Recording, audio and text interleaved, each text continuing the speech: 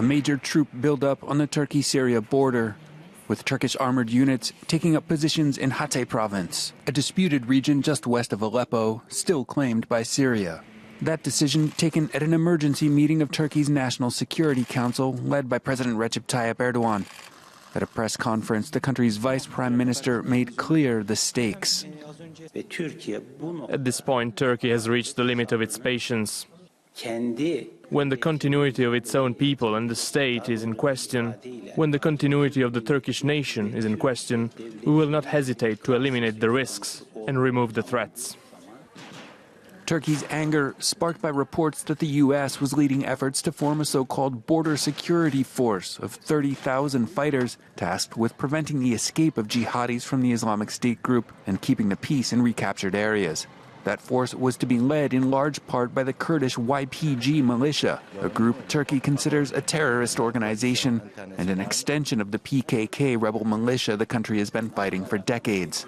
On Sunday, U.S. Colonel Ryan Dillon announced plans for the border force, which was quickly condemned not only by Ankara but by the Syrian National Council, a main opposition group, which also doesn't like the idea of Kurds in charge of a new army.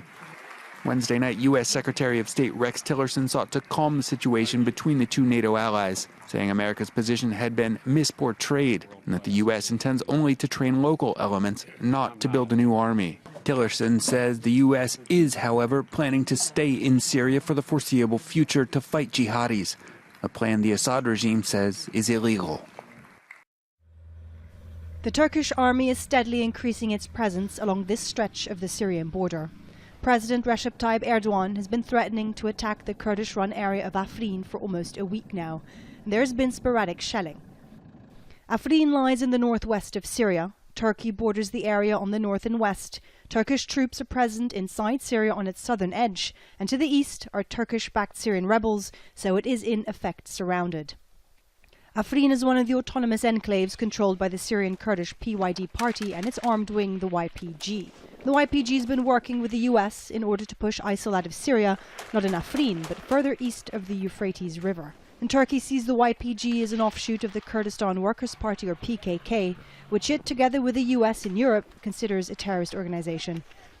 Afrin has been relatively peaceful throughout this war, and it hosts tens of thousands of internally displaced Syrians.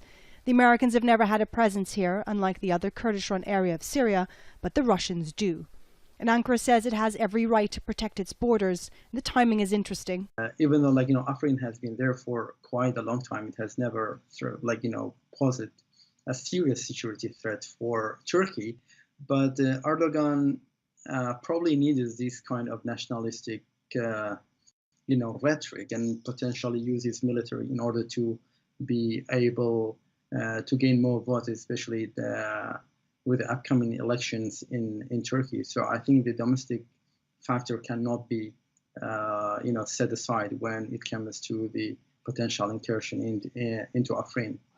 Tensions have been stoked further in recent days by the US announcement of a so-called border force, which will be based east of the Euphrates along the border with Turkey and Iraq, and the YPG will form its backbone.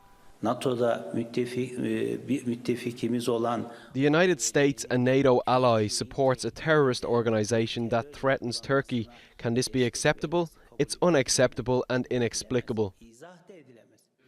But US Secretary of State Rex Tillerson says it's not a border force. The US role has been misportrayed and Turkey is owed an explanation. He says the build-up is aimed at countering the resurgence of ISIL, will be internally focused and is important for the stability of Syria. However, that's not what others involved in Syria's war think. Ankara, Tehran, Moscow and Damascus have all voiced their opposition to the force. Once again, it highlights the complicated nature of Syria's war. ISIL's been pushed out of most of the territory that it once held, and so the battlefield is becoming perhaps even more complicated, with each side trying to carve out its sphere of influence. And it seems the Syrians are the ones that hold the least sway of all. Stephanie Decker, Al Jazeera, Antakya.